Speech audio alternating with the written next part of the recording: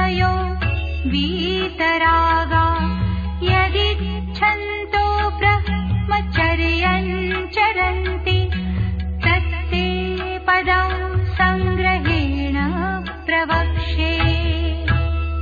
वेदविदः यत् अक्षरम वदन्ति। ब्रह्मावाणी के ज्ञाता जिसे अमोघ वीर बताते हैं। वीत रागाः यतया यत विशन्ति। रागरहित योगीजन जिसमें प्रवेश पाते हैं। यत इच्छन्तः ब्रह्मचर्यं चरन्ति। जिसके इच्छुक ब्रह्मचर्य का आचरण करते हैं।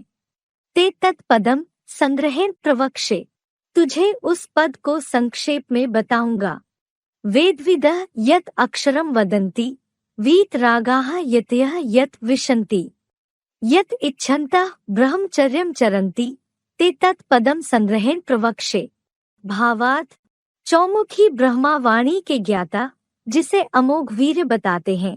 रागरहित सहजराज योगीजन जिस ऊर्ध्वमुखी परम ब्रह्मा में प्रवेश पाते हैं। जिसके इच्छुक ब्रह्मचर्य का ज्ञानयुक्त आचरण करते हैं। तुझे उस विष्णुलोकीय पद को संक्षेप में बताऊंगा। जब मन को इतना कंट्रोल करे कि एक सेकंड भी सुप्रीम सोल की याद से क्षरित न हो, पतित न बने, नीचे न गिरे मन बुद्धि,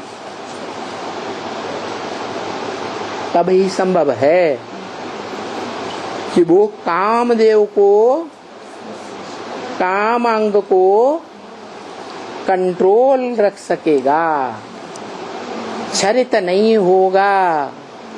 इसलिए एक ही मनुष्य आत्मा इस सृष्टि पर है, भले उसे देव आत्मा कहा गया, देवताओं में भी महादेव कहा गया, जो अमोघ वीर्य कहा जाता है। क्या वो क्षरित नहीं होता, जैसे परम पदधारी विष्णु दिखाते हैं। बाकी चार भुजाओं वाला कोई होता नहीं है। कहाँ बैठा हुआ है, लेटा हुआ है, सोया हुआ है आराम से। सर्प नहीं, सर्प सर्पिणियों की शैया पर लेटा हुआ है। उसके कोई भी तकलीफ, कोई परेशानी बुद्धि में पैदा नहीं होती है। शिव बाप भी इस सृष्टि पर आते हैं तो पहले पहले किसकी रचना करते हैं? शिव बाप को भी क्या चाहिए है? भले मनुष्य तन में आते हैं तो भी नाम देते हैं ब्रह्मा। अब पहला पहला माँ, पहली पहली ब्रह्मा, तो पहला मुख जिसको शास्त्रवादी भी दिखाते हैं, चित्रकारों ने भी बनाया है, ऊर्ध्वमुखी ब्रह्मा। तो परम ब्रह्म कहा जाता है। परे ते परे क्यों?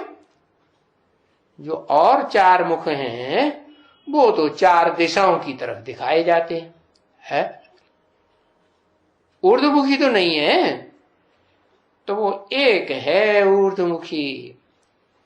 इसलिए ऊंच ते ऊंच पाटधारी परम ब्रह्म उस शास्त्रों में भी बताया हुआ है।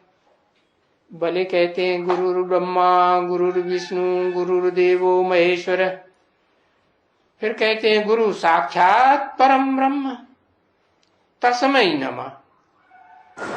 जो 4.5 लाख हैं वो पहले पहले मनमना भव बनेंगे या 500-700 करोड़ पहले मनमना भव बनेंगे? 4.5 लाख पहले पहले मनमना भव बनेंगे। जो 4.5 लाख पहले पहले मनमना भव बनेंगे वो आत्माएं निराकारी स्टेज में आ जाएंगी या नहीं? मनमना भव हो जाएंगी या नहीं? बाप के मन बुद्धि रूपी आत्मा ज्योति बिंदु में समा जाएंगी या नहीं? जो बाप का संकल्प सो सब बच्चों का एक ही संकल्प हो जाएगा या नहीं? हो जाए। इसीलिए शास्त्रों में ये बात आई है क्या कि हम सब आत्माएं सागर के बुदबुदे हैं, बलबूले हैं, छोटे बड़े। क्या हैं? सागर के बुदबुदे बलबूले हैं, छोटे बड़े। सागर से ही निकलते हैं और सागर में ही समा जाते हैं। इसलिए शंकराचार्य ने लिख दिया था, वास्तव में तो एको ब्रह्म द्वितीयो नास्ति। क्या?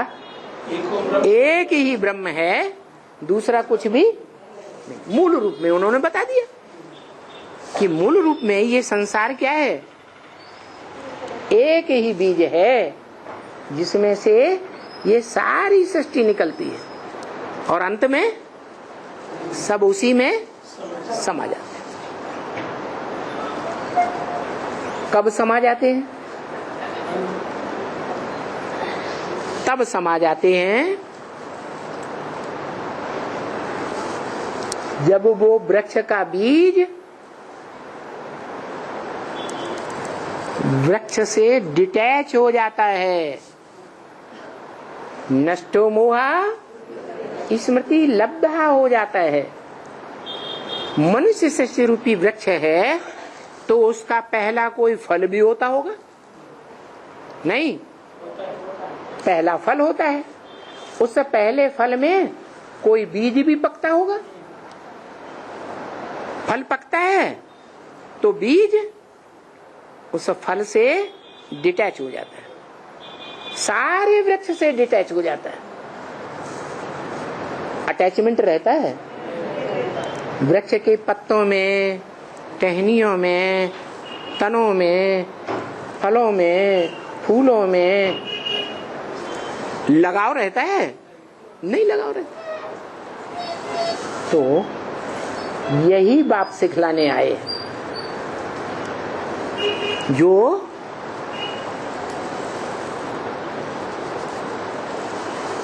धन का अखूट भंडार बाप है, ज्ञान धन का। क्या ज्ञान धन, क्या ज्ञान सिखलाने आए हैं? नष्टो मोहा स्मृति लब्धा कैसे बना जाए, इस सारी दुनिया से मोह नष्ट हो जाए, अपनी देह से मोह नष्ट हो जाए, देह के पदार्थों से मोह नष्ट हो जाए और देह के संबंधियों से, देह के संपर्कियों से भी मोह नष्ट हो जाए। साधु भी साधना करते हैं भगवान से मिलने के लिए।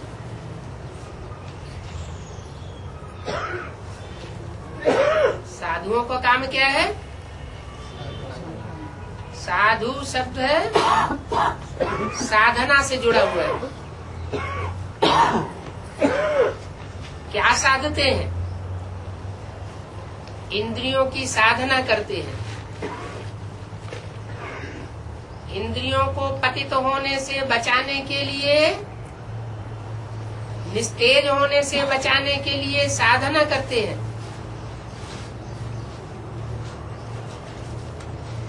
साधना इसलिए करते हैं कि ईश्वर को ब्रह्मचर्य से विशेष प्यार है, पवित्रता से विशेष प्यार है। अगर ईश्वर को पवित्रता से प्यार न होता तो भारत देश में नहीं आता।